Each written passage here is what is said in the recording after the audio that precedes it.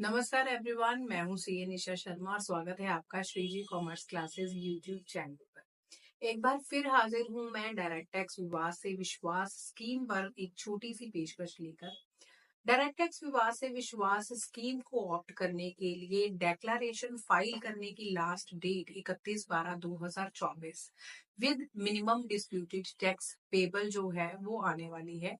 और government of India is not leaving any stone unturned so that ज्यादा से ज्यादा टैक्स पेयर्स मोटिवेट हों और अपनी लिटिगेशन केसेस को डायरेक्ट टैक्स विवाद से विश्वास स्कीम की सहायता से सॉर्ट कर पाए। 16 दिसंबर 2024 को सर्कुलर नंबर 19/2024 इशू किया गया है, जहां पर टैक्स पेयर के डायरेक्ट टैक्स विवाद से विश्वास स्कीम से रिलेटेड वेरियस इश्यूज को एड्रेस किया गया है। इससे पहले भी अक्टूबर में 15 अक्टूबर 2024 को सर्कुलर नंबर 12/2024 इशू किया गया था, जहां पर बहुत से एफएक्यूज में एड्रेस किया गया था वेरियस इश्यूज को।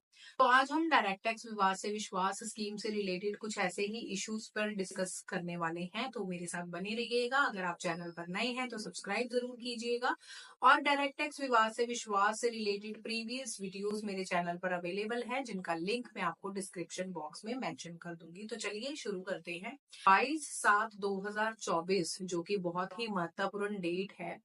बजट 2024 अनाउंस किया गया था और गवर्नमेंट ऑफ इंडिया के अकॉर्डिंगली अगर कोई भी रिट पिटीशन, अपील या एसएलपी पेंडिंग है ऑन 22/7/2024 तो उन केसेस में एक्सेप्शंस के साथ एलिजिबिलिटी डीटीबीएसवी स्कीम में आने की शुरू हो जाती है।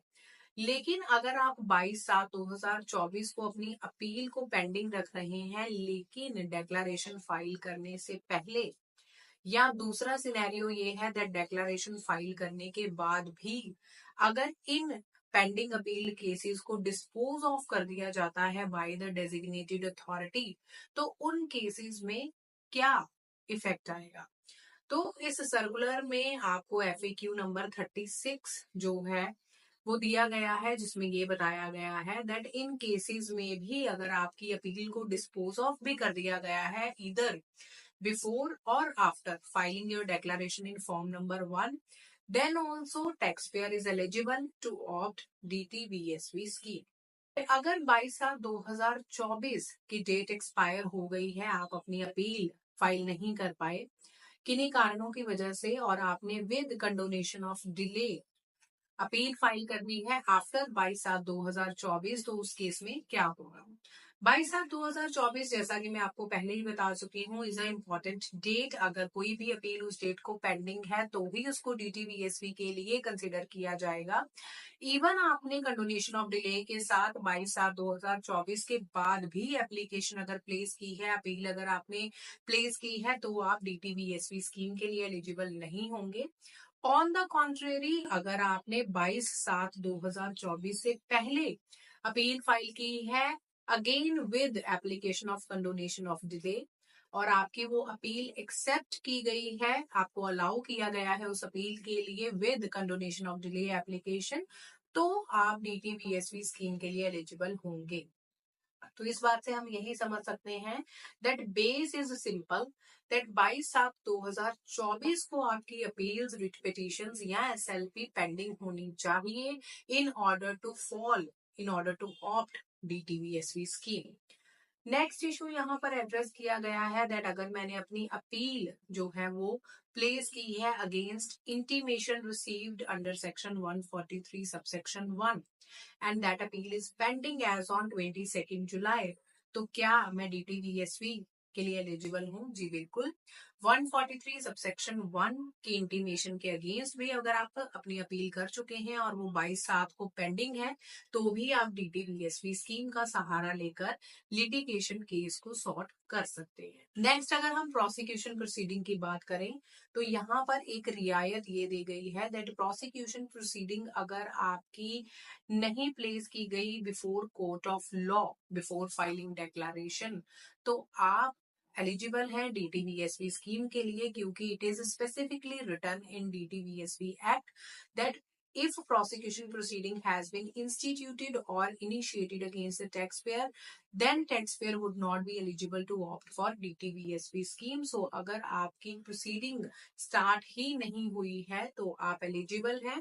प्रोसिक्यूशन प्रोसीडिंग से जुड़ा एक सवाल यहाँ पर ये आंसर किया गया है दैट अगर आप एक असेसमेंट ईयर में प्रोसिक्यूशन प्रोसीडिंग इनिशिएट आपके अगेंस्ट हो चुकी है, लेकिन जो अपील है that is related with another assessment year, तो आपकी जो प्रोसिक्यूशन प्रोसीडिंग अलग असेसमेंट ईयर से रिलेट कर रही है वो आपके अपील के असेसमेंट ईयर को इफेक्ट नहीं करेगी।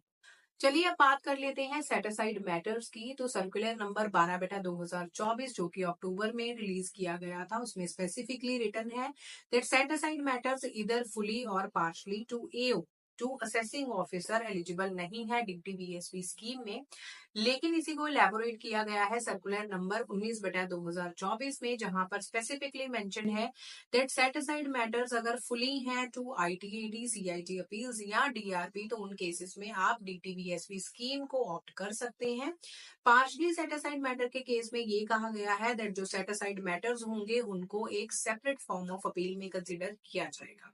आगे हम बात कर लेते हैं फॉरेन एंटिटीज की जिनका प्राइमरी असेसी इंडिया में प्रेजेंट नहीं है, वो डायरेक्ट टैक्स विवाद से विश्वास स्कीम का जो प्रिविलेज है वो कैसे ले सकते हैं। फॉरेन एंटिटीज के केस में अगर प्राइमरी असेसी अवेलेबल नहीं है, प्रेजेंट नहीं है इन इंडिया, तो अथोराइजेशन के साथ जो आपका रिप्रेजेंटेटिव होगा, अथोराइज रिप्रेजेंटेटिव, वो ऑप्ट कर सकता है डीटीवीएसपी स्कीम। प्लस डिसीज्ड के केस में, डिसीज्ड टैक्सपेयर के केस में लीगल रिप्रेजेंटेटिव को अथॉरिटी दी गई है दैट आप लीगल रिप्रेजेंटेटिव के जरिए अपनी डीटीवीएसपी स्कीम को ऑप्ट कर सकते हैं। होप करती हूँ दैट आपके मैक्सिमम क्वेश्चंस के जवाब जो इश्यूज हैं डीटीवीएसपी स्कीम से रिलेटेड वो सॉल्व हुए होंगे। जितने भी सर्कुलर्स हैं मैं उनको डिस्क्रिप्शन बॉक्स में मेंशन कर दूंगी और अपने प्रीवियस वीडियोस के लिंक भी डिस्क्रिप्शन बॉक्स में मेंशन कर दूंगी सो दैट आप रिलेट करके उन वीडियोस को देख सकें। अगर आपको मेरी वीडियो अच्छी लगी है तो चैनल को सब्सक्राइब कीजिए और जल्द ही हाजिर होंगी एक मोर अपडेटेड और नॉलेजेबल वीडियो के साथ। Till then take care, have a nice day, नमस्कार।